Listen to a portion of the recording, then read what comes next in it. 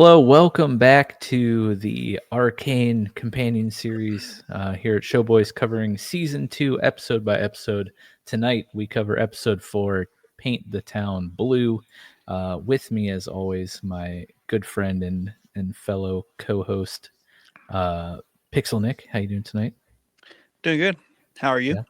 I tried to stretch that out because as soon as I was, about to introduce you, you took a little sip, and I was like, I can't. I gotta let this go so you can swallow. My bad. It's okay. I'm doing okay. Glad that you're doing okay. How's Venom tonight? Doing pretty well. Yeah. Mm-hmm. Yeah. So we got an episode to talk about. The first episode of Act 2. Before we get into it, thank you to our patrons, Timby, Usfich, Josie, and all of our other Patreon members. You guys are awesome. Your support is a huge help. It means the world to us. If you're wondering what Patreon is or how you could support the show, you could head over to patreon.com/showboyspodcast. Take a look at the different tiers. They each offer various perks and benefits, such as early unedited access to episodes, exclusive episodes once a month, and other fun things. Plus, you get to know deep down in your heart that you're helping out a bunch of dudes do something they love and pay for ridiculously expensive websites like StreamYard. Your support means the world to us. But yeah, other thing, Arcane Season 1 Blu-ray and 4K giveaway, the Jinx and Vi Steelbooks. Make sure you subscribe and leave a comment on our videos so we know that you want to win these, because unless your subscription settings on YouTube are turned to public, we will not be able to know that you subscribe to us. So go ahead, leave a comment. Let us know what you thought about episode 4. Tell us how awesome these Steelbooks look and that you want to win one. And we will enter you into the giveaway. We will be giving those away in the finale. So, yeah, do that, subscribe, and leave comments. Let's get into episode 4, Paint the Town Blue. Venom, why don't you start us off?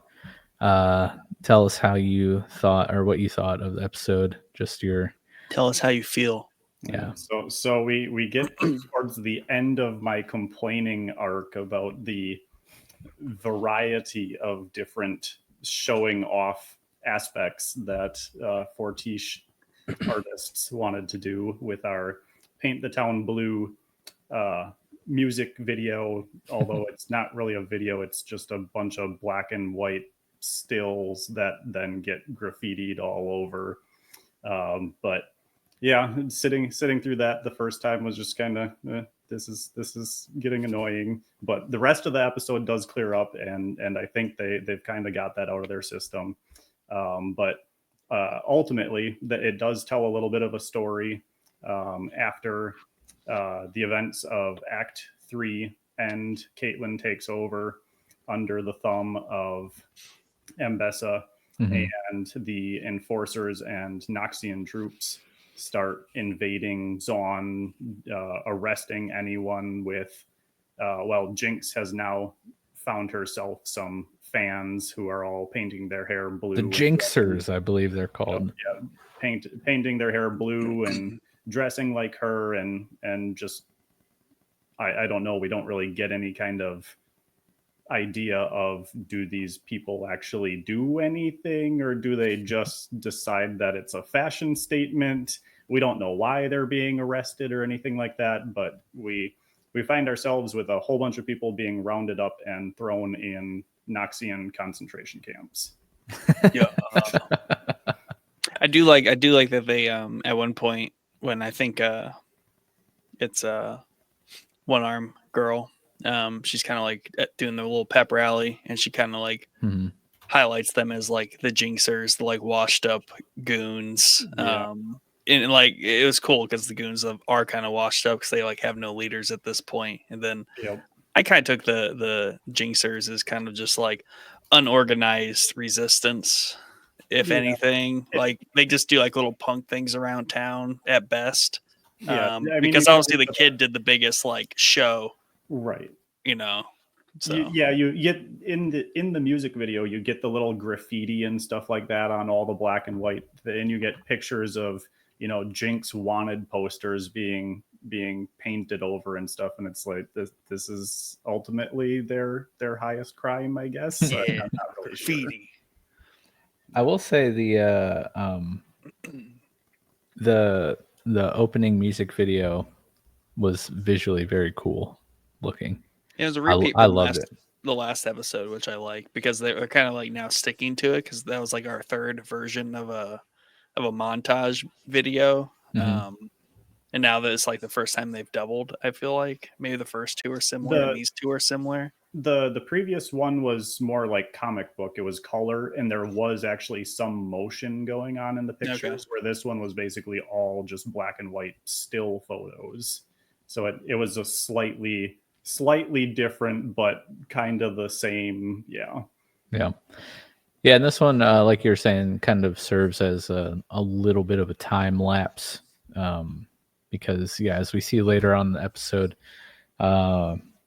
Caitlin has kind of embraced the role that we last saw in episode 3. She has her massive Charlie Day like whiteboard with all the thread going to every person, and they've started. I don't know, in the scene where Isha stomps on the guitar pedal thing and all the chaos ensues. Like, what were they in line for? Were they in line?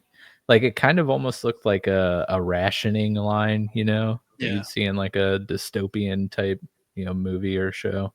But like, what would they be getting rationed to like them? it was just I think it was just checkpoint or something. Checkpoint. Yeah. And Bessa's main henchman pulls the one jinxer out of line, and then chaos ensues. But yeah, Nick, how did you kind of feel about the episode as a whole? I liked it. It felt much more grounded than the other ones. Just like I felt like it had a better beat to it, whereas the other ones have been kind of like just a lot of stuff being thrown at us. Even like a little surreal. Some of them, like the last episode, literally being very surreal. But this one just felt a little bit more grounded in that. Jinx is kind of having like a really difficult time, like just kind of accepting her fan base, if you will. And then also having like kind of some very tangible, like just like normal people activities. They have their little like pep rally, like rally the resistance, and then like there's like a prison area that's like a physical location we're going to. I liked seeing the little tram between there, so I just felt like it was a little bit more grounded. We weren't kind of bouncing all over the place. It just felt like a more progressive episode in terms of like pushing the story along, going to locations, doing things. While it seemed a little bit more like things routine, I think it was necessary because the last 3 episodes have been so. Well, it was very much like the first episode almost. The first episode of Act 1 was very kind of linear in how it worked, and this one kind of follows the same path of of leading us to where we're going through the episode. So a couple check-ins on some things, just kind of keeping a clean house here as we kind of enter the mid-season, which is necessary after the last episode of just like, whoa. Be a little reference to Victor being Lane Jesus down there. What are they called? The fissures? The fissures. Down in the fissures. Mm-hmm.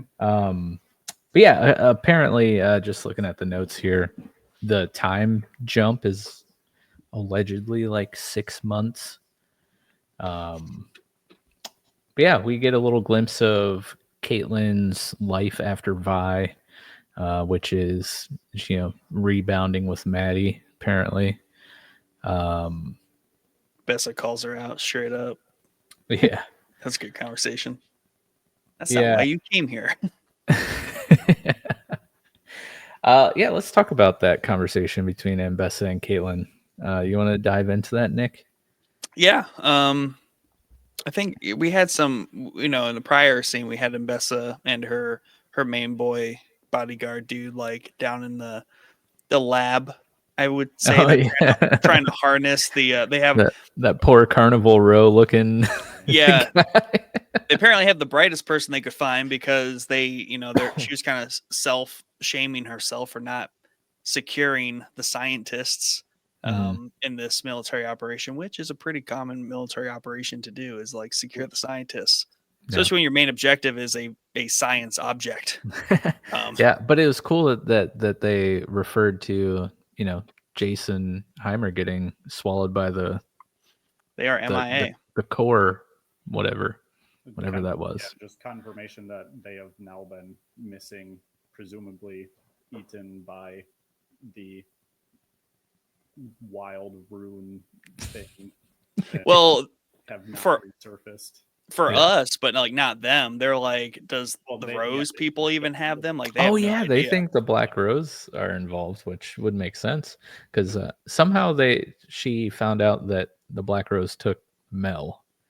Yeah, right. That I think is more like a ransom situation. I feel like they made it known. Perhaps they seem very confident in that for sure. You would certainly think that. Yeah, you would certainly think that them taking Mel would be. Well, that's going to be the obvious choice for Mbessa is, okay, they made an attempt on my life and now they've taken my daughter, kind of thing. But you would certainly think that they explicitly took Mel as a leverage bargaining piece. So would Mel's assistant be like left dead with like the rose all over herself? Perhaps they never really showed what happened to her. If she just vaporized, you do find out. So stay posted. Come on now. Soon enough. But they're feeling bad about themselves, and they're kind of they're kind of paranoid at what's going on. Like, where'd they go? Where's everybody at? We're kind of like feeling like dummies here because we're like right there, but we don't have any smart scientists apparently that can harness this hex tech, and the poor little dude gets vaporized in there. His like little shadow disintegrated. Yeah. On the wall. I was like, he did not disappear. He's vaporized. Yeah, he's and I feel like they've gone through a few based on their conversation there. But flash forward, we have Caitlin the morning after, waking up with what's her name, Maddie. They had their conversation about what they should do, and she's trying to encourage Caitlin to be like, "You're in charge. You just do what you want to do. Don't let." And she's like, "It's also okay if you just want to stop." Yeah. You do whatever you want to do. Maddie is clearly just trying to get Caitlin to come back to bed with her. Yeah. The entire goal of that conversation. Yeah. Did not work though. Nope. But so then, like you said, Caitlin is in front of her Charlie Day board, trying to find Jinx and piece it all together. And Mbessa comes in. Mbessa also pointing out, like, she's around a lot lately. I don't want to remind you how to, keep your business and your personal life separated. She's like, that's not why you came here. Don't lecture me. Mbessa's doing her best to like, you should do this thing, but it's totally up to you. If you don't want to do it, I'm just suggesting. I like how Mbessa kind of suggests that Caitlin might be a better person than Mbessa took her to be, while also prodding her to not be the better person. That was kind of weird. Yeah, I expected that to be like an insult, but it was like, I forget exactly what she said, but it was totally the other way, where it's like, I guess you're stronger than I thought you were. So it's up to you to do the right thing. You're stronger than I thought you were, and you're gonna do what I told you, right? It's right? Kind of weird. Yeah. Because what she want her to do, just round them all up and shoot them or something? I think she wanted to start arresting. It was a conversation about starting to arrest the Jinxers, and because this is after Isha makes the appearance at that's right. At checkpoint, concentration camp, whatever it is that these people are in line for. Isha makes an appearance, but makes it seem like it's Jinx. So Mbessa is pushing Kate to start arresting people and basically interrogate, definitely not beat up people to get the answers out of them. Start interrogating people to find out where Jinx is. Yeah, and Kate's main objection is like, well, I can't just arrest people for kicks and giggles, like they have to actually have done something, and there needs to be like evidence. I can't just go arresting people. And Bess is like, well, I mean, you gotta do whatever you want. We declare martial law. That was the whole point of that. But Kate kind of puts her foot down, and pretends to flex some morality in her crazy path of vengeance. Her best Wyatt Earp impression. She's her vengeance tour. She's on here. Is she acting like she wants to give up on the whole like Jinx thing? Like she seems like pretty like in the middle, per usual, of just like not having any solid stance on anything. Yeah. Well, I think the problem is also the whole reason that Isha like pretends to be Jinx, and we hear later in the episode that Jinx has been missing. Like she is just completely ducked out of like the public. And so that's obviously making it hard for Kate and her team to find Jinx, because she hasn't been seen anywhere in the last however long it's been. And the Jinxers and the other, Zaunites are kind of like, where is our revolutionary, right? She started this thing and then she like left, or she's dead, or we don't know where she is. So I think maybe that's kind of like fueling Caitlyn's I don't want to say like lack of motivation or indecisiveness, but like just meh feeling about things, because she's like, well, I can't find her.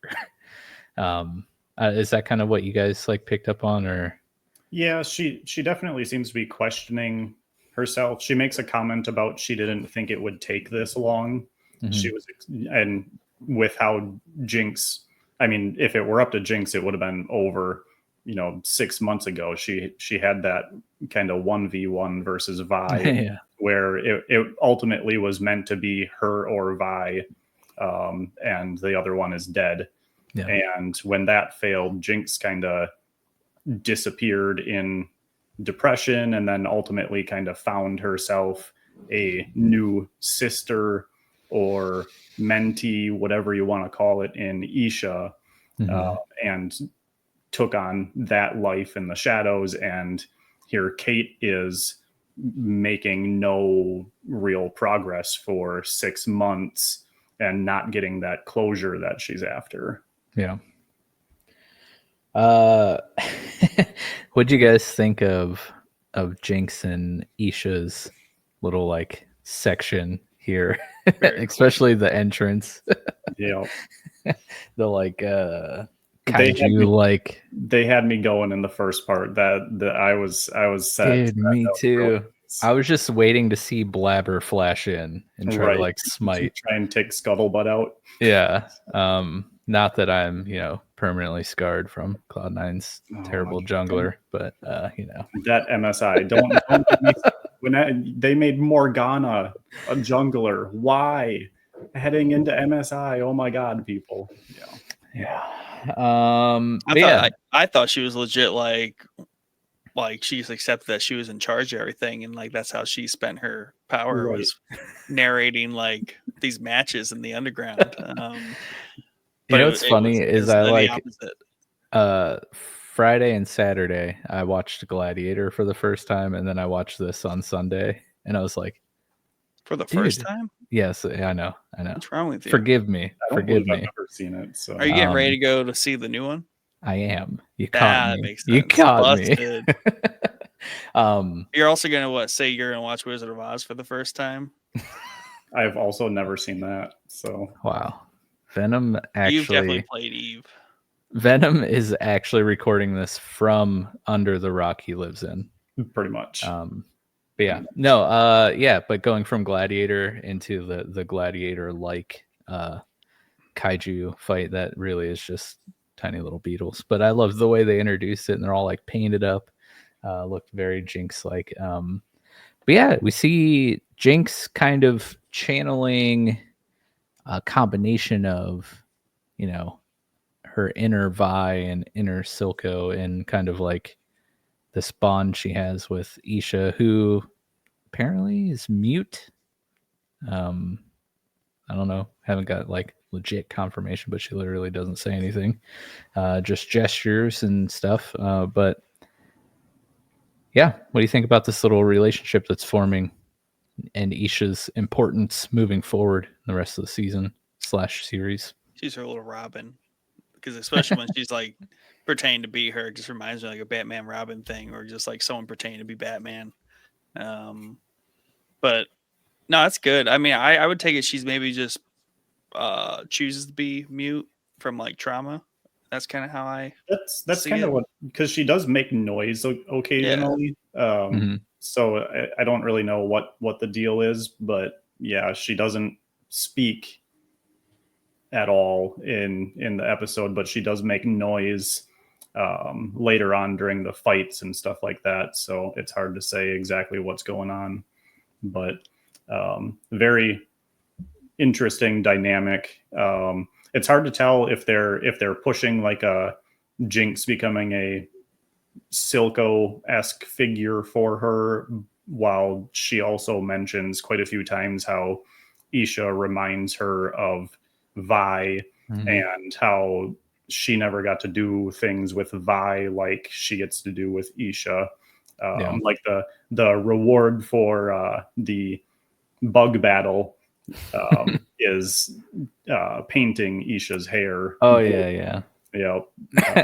Look like I did like that. It was pretty cute. Yeah. It should be important to note here that Jinx was unaware of Isha's little checkpoint mayhem. Yeah, she had no idea what was happening when Savika comes in. She's like, "Oh yeah, you know, what were you doing?" You get that feeling too, because Isha does she does prod Jinx a few times, and is it this first? I think it's this first one where she actually grabs the gun and brings it to Jinx, trying to kind of prod her into making an appearance and getting back out there. So Isha is definitely on board with the become the leader, become the symbol that everyone wants you to be. Cool to see the bullet hole still in her little handgun from when Caitlin shot out of her hand. Pretty sweet. But yeah, pretty cool little scene.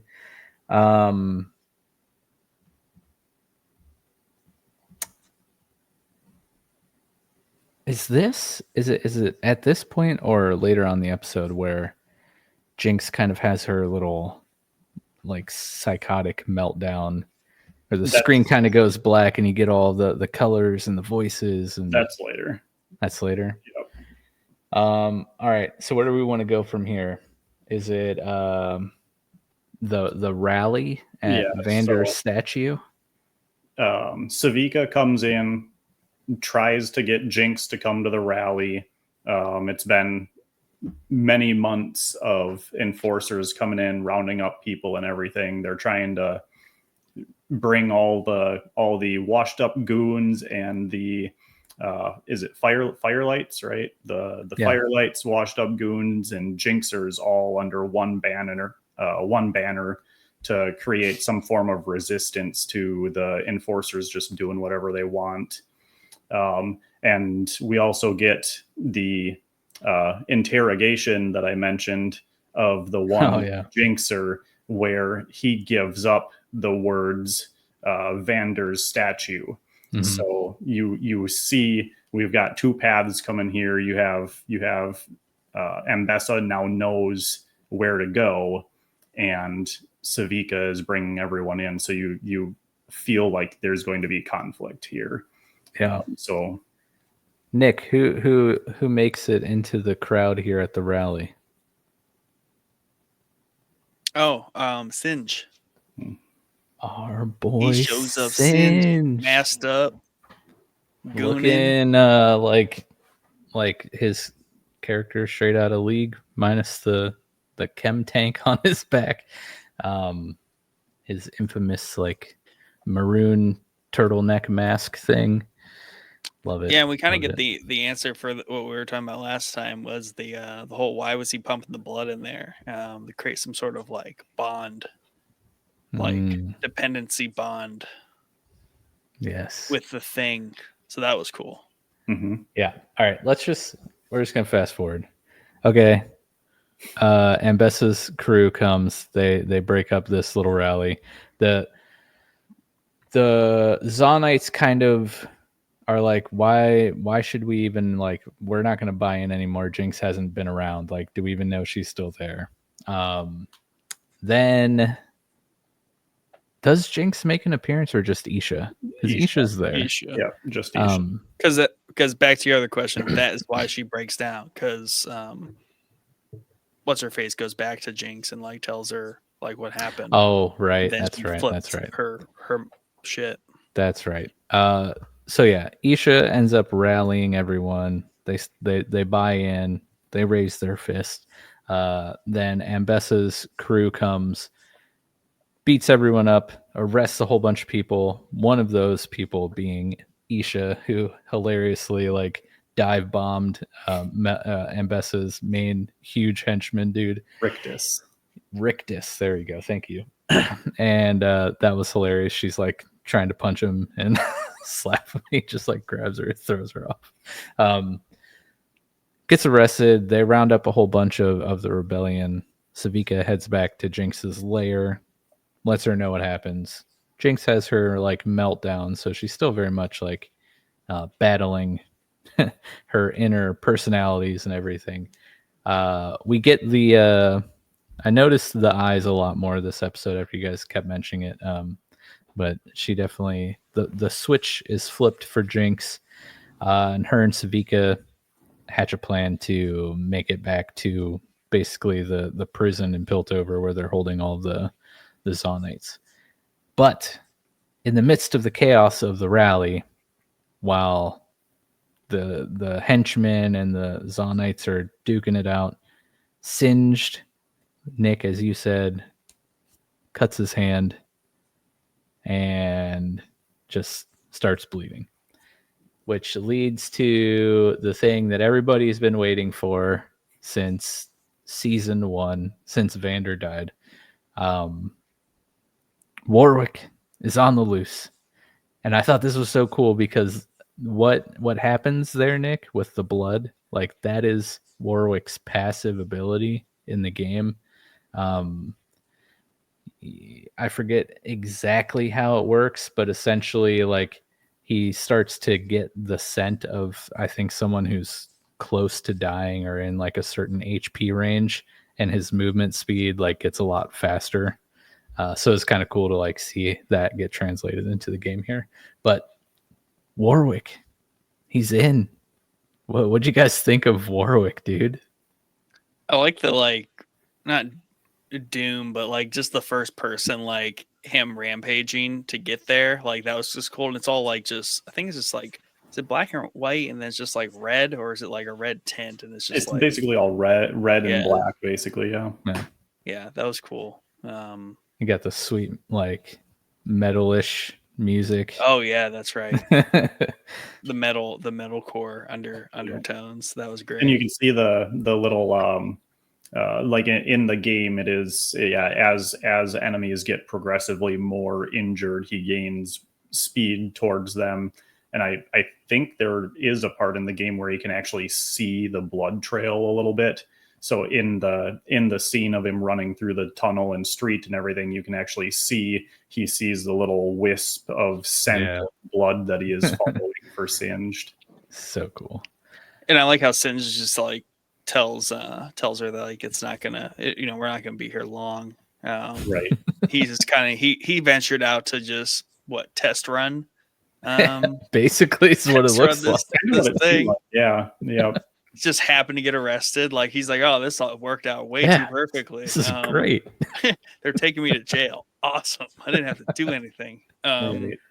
And I liked the whole like Jurassic World reference. Not that it was a reference, but that's what it reminded me of is like of the tram and like Mbessa's like waiting for it, and like the doors are just like doing that.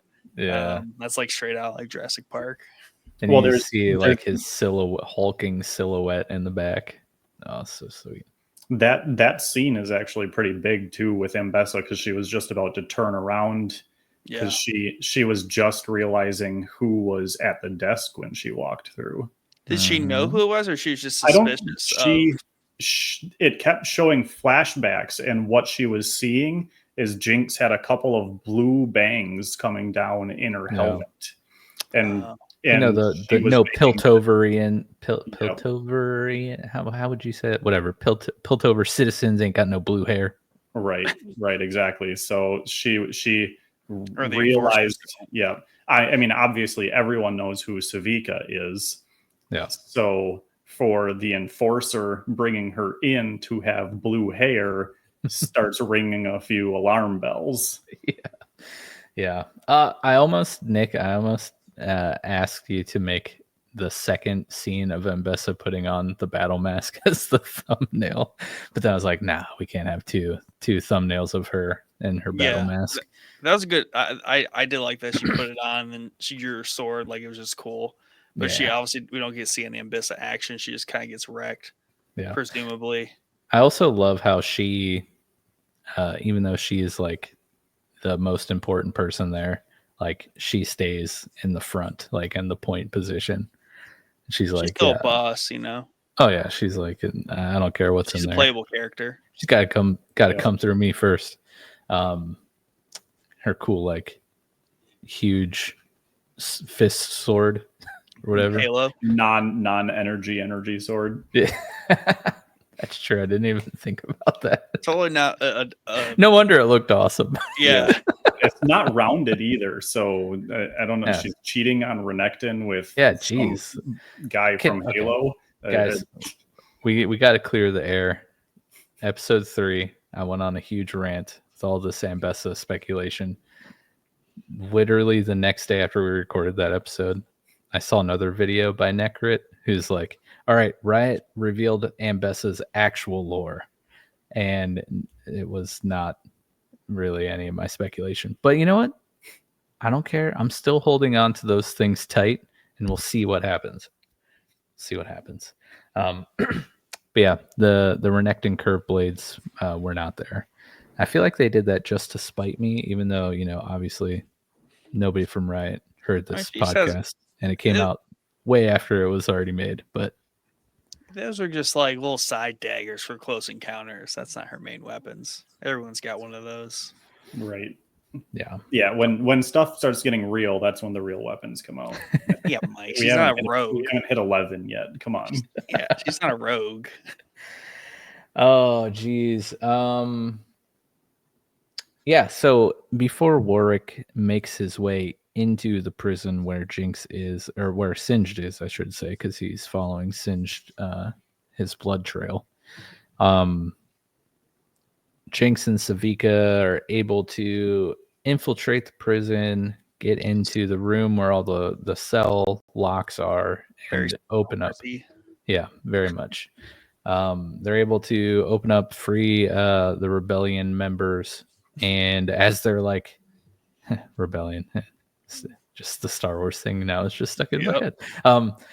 As the Zaunites are like leaving the prison, they're all like touching Jinx's shoulder. Not sure like what the whole like physical contact is supposed to like symbolize, what the message being conveyed there is, but obviously they're showing their support for Jinx, and it sinks into Jinx. But yeah, what do you guys think about Jinx getting the approval of her apparent people now? Had to happen. I mean, not their approval; they're just happy to see her, and I feel like I took that as Like, I think she was very nervous about the whole situation because she had like different perceptions of what that meant, right? Like she was, She keeps trying to make it a big show and everything. You can tell she's well, in prior to all of this, she actually goes back to talk to Silco, who is of course dead, but has that kind of one-way conversation with Silco's chair, because she's still clinging to the fact that he was in charge. She didn't have any responsibility. Everything was easier back then. And you see the progression in this episode of her going from the little girl that just kind of did whatever to coming to terms with the responsibility of being everyone's hero, like they view her as. Right. And I think she resented the role because like she did not want all that attention. She did not want people's like praise and like empowerment and all that. But she's never had any of that. She doesn't know how to deal with that. But what she gets instead is something more along the lines of like, not that they feel bad for her, but they like acknowledge her like pain is like more so what they're doing with like just like the shoulder touch is like more so like we're with you. Like everything that's happened to you is not fair, right? They're not like praising her for being like some hero. They're more so like sad for and with her. So like it wasn't this like counter thing where she's like, yeah, I'm deeply like sad inside. I don't want people like singing my praise. And they didn't. And I think that was really good for her to like finally see like they're not here to like put her on a pedestal. Like they're just happy like someone represents them.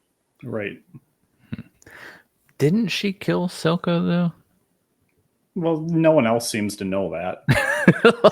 She's like all sad and angry, like I can't believe all this responsibility falls on my shoulders. It's like you literally killed him while she's talking to the chair and how, you know, on account of the murderizing or whatever. Yeah. But I think I owe this to you on account of, you know, the murdering. Yeah. Sorry, my bad. Yeah. But yeah, after the Zaunites leave, you know, they were showing their support for her, Nick, like you said, but also saying their final goodbyes because they all got just absolutely mauled into Zaunite goop by Warwick, as we see later towards the end of the episode. But yeah, Warwick makes it into the corridor where Singed, Jinx, and Isha are in this prison, and we get another and a bunch of inconvenient enforcers in the way. Oh yeah, enforcers are bearing down on them, and then they had to turn around. I forgot about that. Yeah, what'd you guys think of? Kind of like the Dark Troopers when Luke shows up. Yeah, in Mando. That's true. What'd you guys think of the Warwick fight scene here between the enforcers and Jinx? Venom, we'll start with you. I loved this part. This was wonderful. I definitely, like I said at the beginning of the episode, I should be, hopefully, I have not watched 7 to 9 yet, so I can't speak to how this thing ends. But for at least this act, I think I'm done complaining about them doing random stuff. They did an excellent job on this fight scene. This was really good. Yeah. Nick, how are you feeling here? Oh, it's awesome because then they doubled down on like the metal tune here, and I really appreciate it because they tend to lean a little more like kind of like techno hip hoppy, you know, for a lot of their like montage sequences and like fight scenes. But like this, like it was good to get like a nice metal score. Just goes with Warwick. And like Jinx is just like, you know, she's on the defense the whole time. She's just getting like slapped around. Classic ADC jungler matchup here. Yeah. Well, you know, I was thinking about that earlier. It's like episode 3, Vi versus Jinx. That is very one-sided. I don't know how that is going to draw. Yeah. And then you get the same thing. Now she's getting beat up by a Warwick, and right. But you do see she shoots Warwick over and over and over again. And every time you see a hole start, and then it just fills right back up. So this thing has some kind of major regenerative powers that she just can't seem to do anything to it. Right, which also another little nod to Warwick's in-game kit, because he has lifesteal, and gets very annoying later on in games when you just literally can't kill that dude.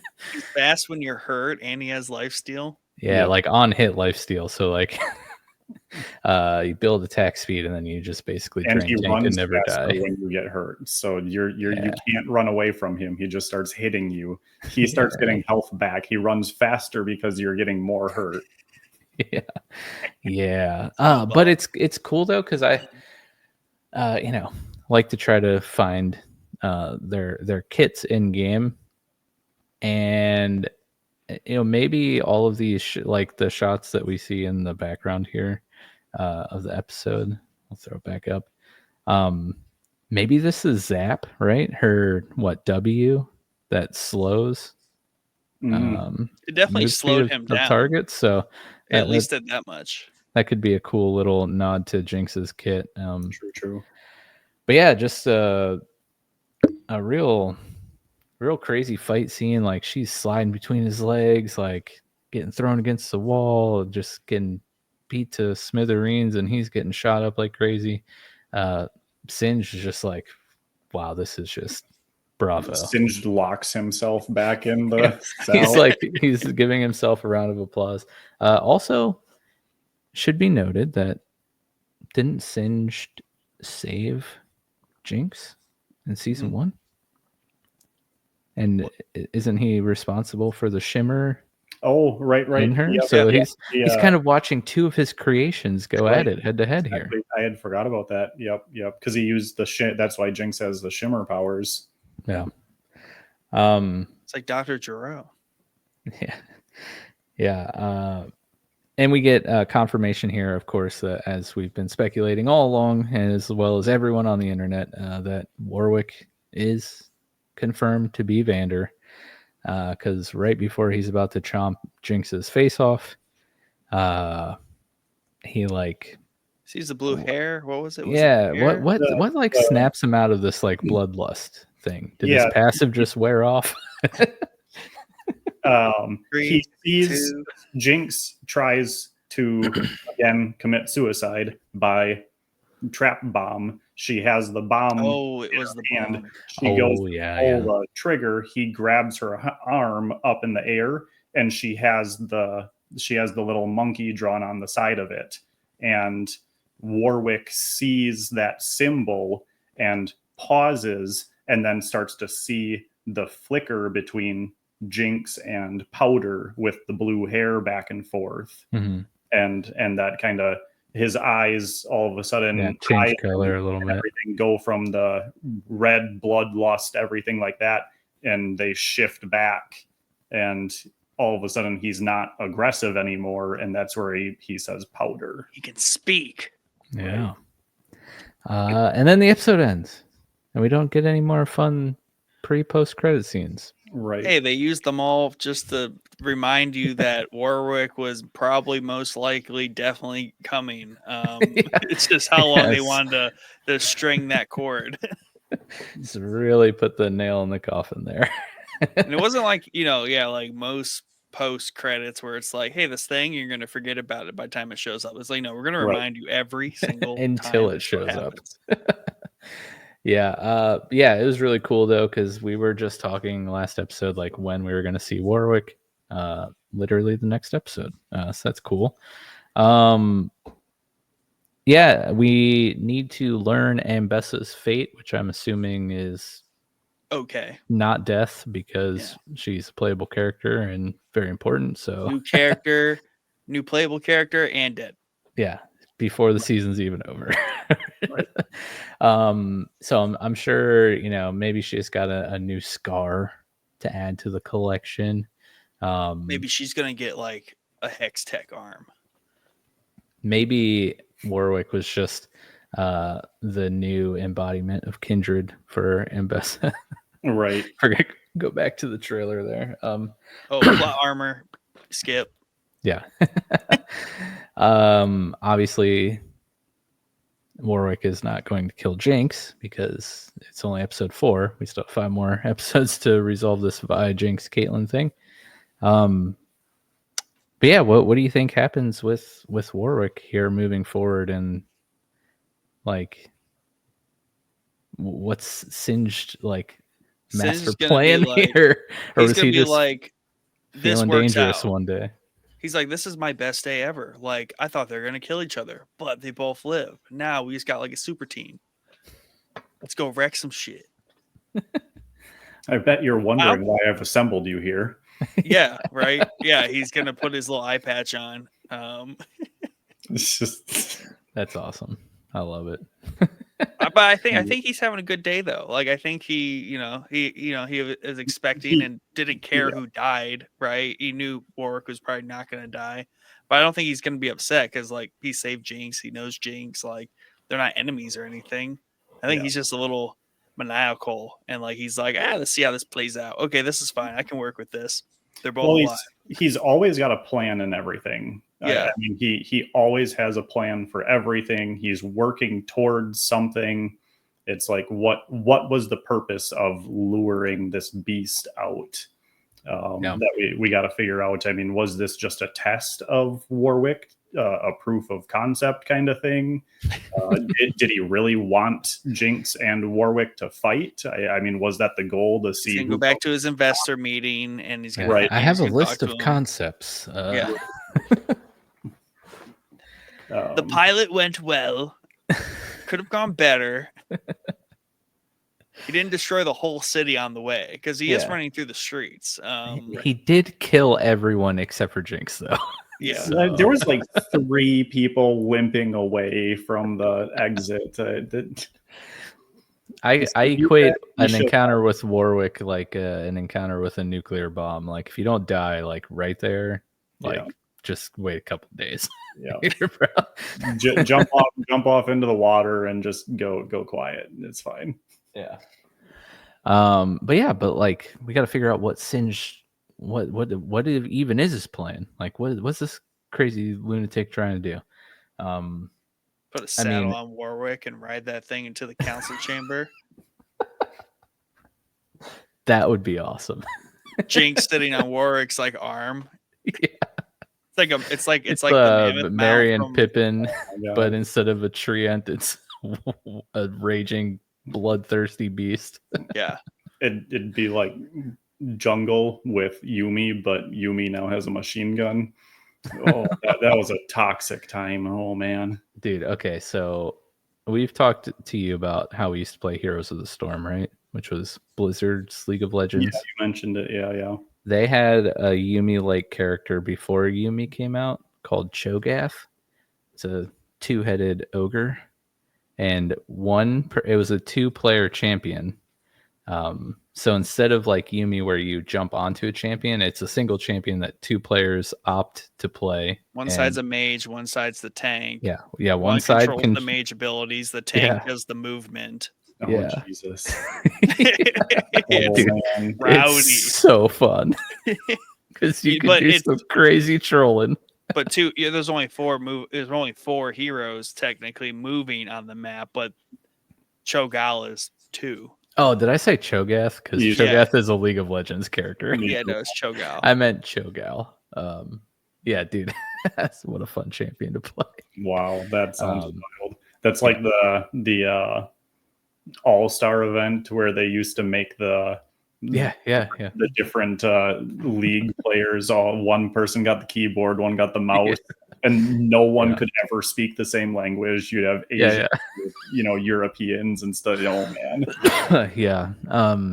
yeah, it's just like that, dude. That game's so fun. I love that game. Luckily, the people that played him the most, they were really good friends, and they were of the same mind most of the time, and they did a really bang up job playing. I feel like the really good friends are the ones you wouldn't want to play with because those are the ones that are definitely going to just jump off the ledge. Yeah, me and Crossland, we'd just be like, we're doing this. We're going deep. We're sending it. Crossbone's an animal on that thing. Dude, he was. I loved it. But yeah, so Venom, you've watched ahead at least to the end of Act 2. Nick, you're on pace with me watching per, episode per podcast episode. So you have not watched ahead. Aside from just being a cool dude with a pet werewolf, like, do you have any concepts of a plan that Singed has going here, or because I don't. I don't. I mean, unless he just I would is be like, amazed if you guys did. I would be absolutely amazed if you did. I mean, he definitely has a plan, but they have never revealed his plans ever in this series at all. You know what I mean? Like, they only like foreshadow like he has a plan. They never He's been actually. such a small background kid. Yeah. I mean, he's literally plan- just forgotten so many times, and Yeah, his plan's only apparent like after the fact, because you're like, oh yeah, Singe was like working on that or helping Silco do that, or he contributed to the entire like Shimmer like epidemic, like all that. So it's like very after the fact, but he is shifting slowly more to like he's definitely up to something. What it is, I cannot say. do you recall anything of his interaction with Victor in season 1? I don't, but I remember they had one. I just wonder if there are any clues in that interaction as to what Singe might be up to. there are clues as to what he's up to, but they're very subtle. Okay. Myself, I can't really think of anything. Like, does he want to do like take over the council? Is he doing this to help the Zaunite resistance? I don't know. Does it have something to do with this pocket watch? Only time will tell. Venom, he might already know, and he's got a good poker face on right now. So I won't ask you your thoughts because Right. But yeah, anything stick out to you in this episode? Nick had to step away for a second. He'll be back, but yeah. Yeah, like I said, I mean, this was overall, I enjoyed this episode a lot. This was a really, really good setup for what we're coming next. We don't, outside of the mention of the missing scientists, we don't get anything more on Jace, Heimer, and Echo. Right. So we have no idea outside of confirmation that they're missing. So obviously, when do we get more information on what happened to them? Mm-hmm.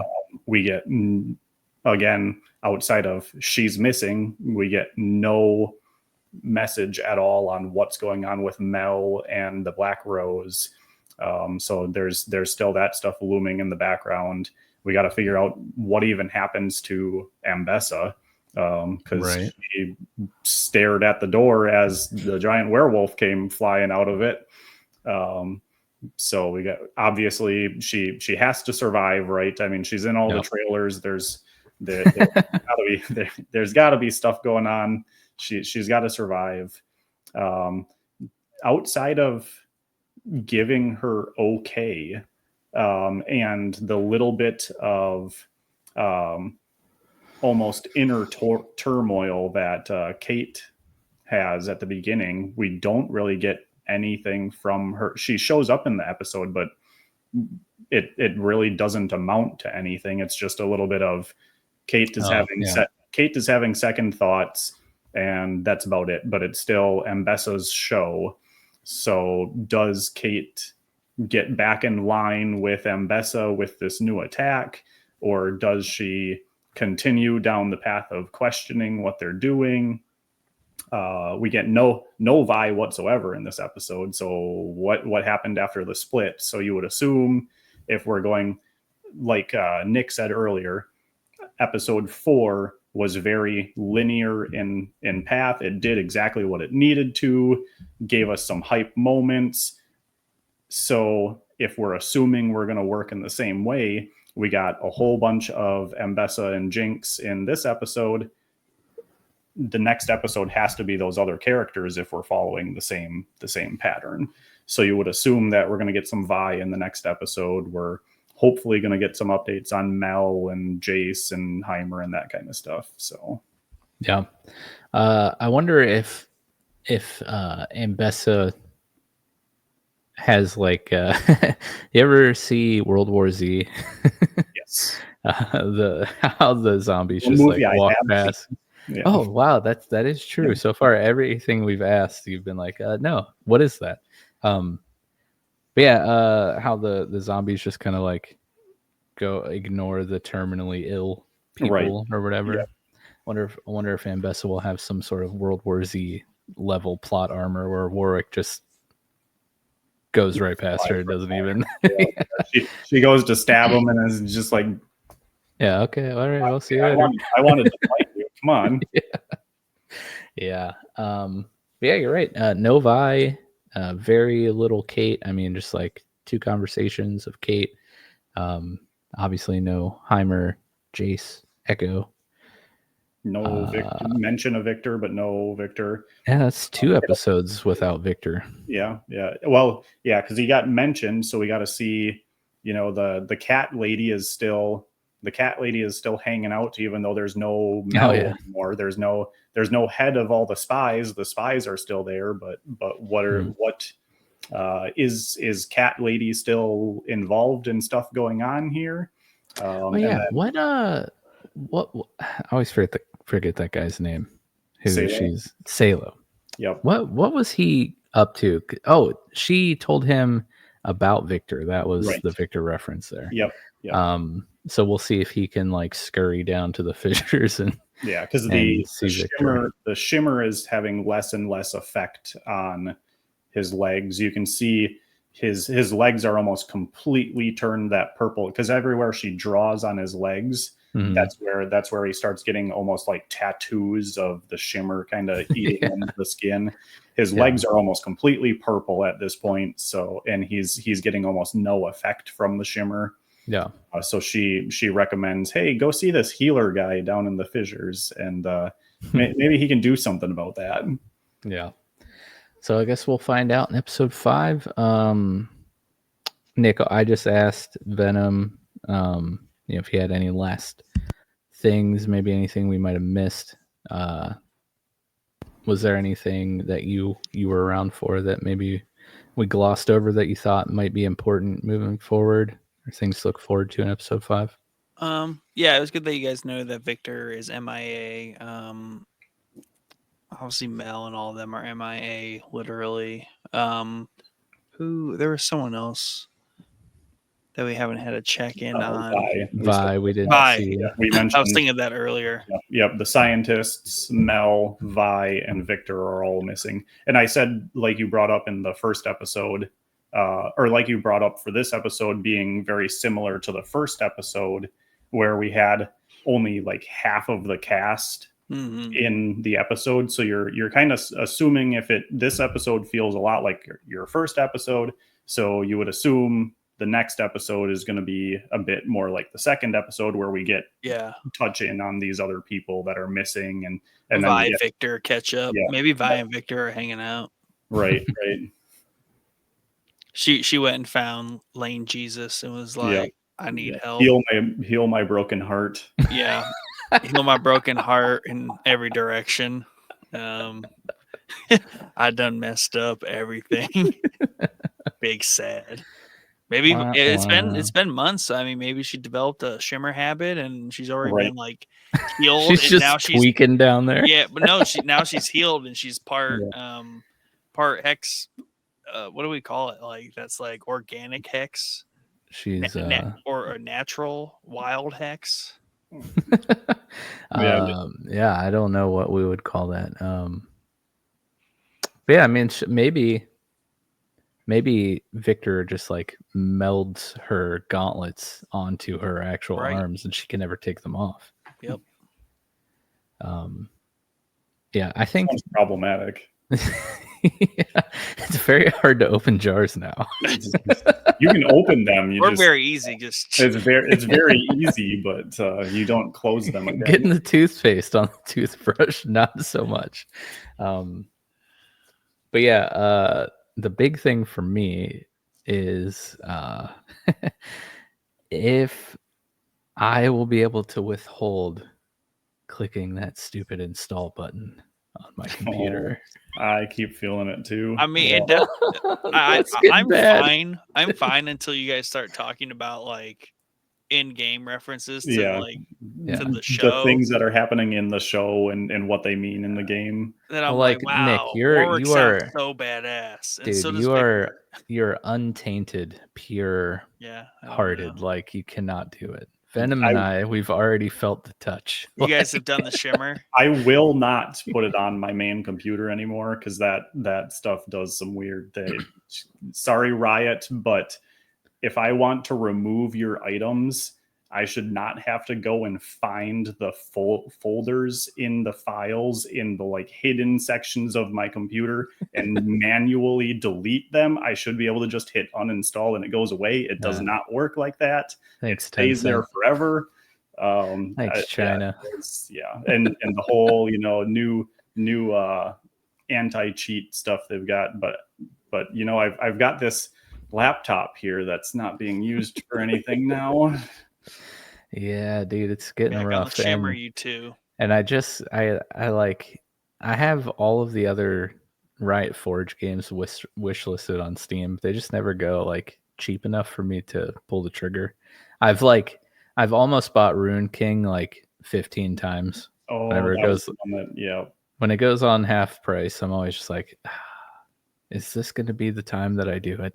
Yeah. And then I never do, but that's like right up my alley. I mean, it's League of Legends, but it's also turn-based. Like, it just looks amazing. Well, and the in-game event that went along with the Ruin King stuff was actually, I know most people probably did that event and just skipped all of the dialogue, but I was sitting there reading all of the dialogue as it went through to get the lore on everything. Yeah. And that's the other thing. The stupid show is making me go watch like character lore videos, and I'm just like, I love this world so much. I need to be in it. Speaking of that, did you guys see in the Discord the post that the little screenshot that I did? Is it in the main Discord? In the Arcane CS section. Yes. It's funny you mentioned that. You posted that.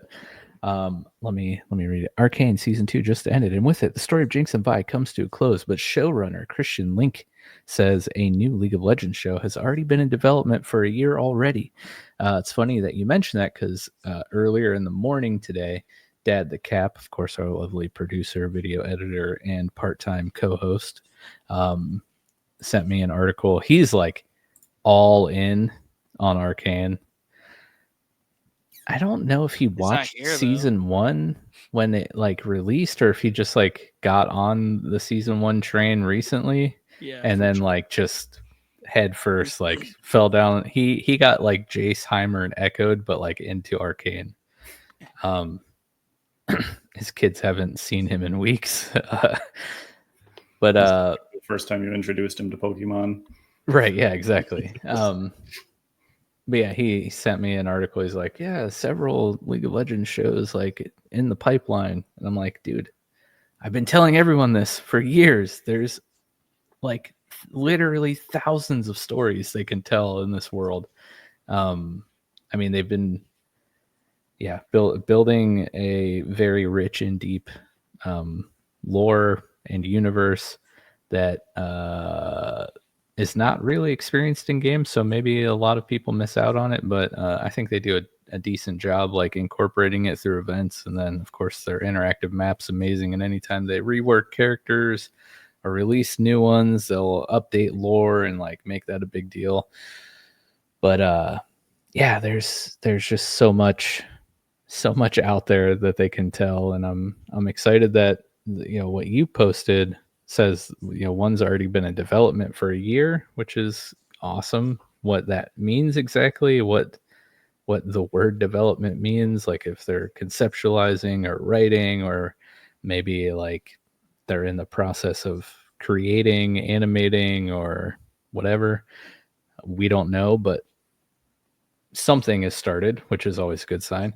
But yeah, man, between that and then in the first half of the 2025 season, like all the in-game stuff is going to be Noxian themed. So like the turrets look like turrets and not like towers that have a crystal on it that shoot like lasers at you. That's rad. There's just there's so much stuff that's like, play me, please, Mike, come back. We missed you. But I must resist. You do need to try Supervive, though. I know. You have that. We got to duo up a little bit here. Yes. Made by X Rider, so that'll be interesting. There's a lot of different. I think they've been involved in. X Rioters are involved in basically every MOBA that tries to come in and take. Yeah, that one seems interesting, and it's free, unlike any of the Riot Forge games. So much higher chance of me trying that than the others. But yeah, so I think we're wrapped up here on episode 4. Anything else? Any closing remarks, guys, before we head out? No? All right. Make sure you subscribe, leave a comment. We want to give these Steelbooks away. They're beautiful and deserve to be owned by one of you lovely Each listeners. with over 3 hours of bonus content. Bonus content, guys. You don't even have to log into the game for that bonus content. You don't have to suffer the imaginable toxic. Just a page with a little key code that says log into our client to download your. To access this content, please download. Yeah. Complete your provisional matches in ranked. Right. But yeah, we want to give those away. So comment, subscribe, help us get you free things. And yeah, we'll see you next week. So check out the Patreon, patreon.com/showboyspodcast. See you guys. Bye.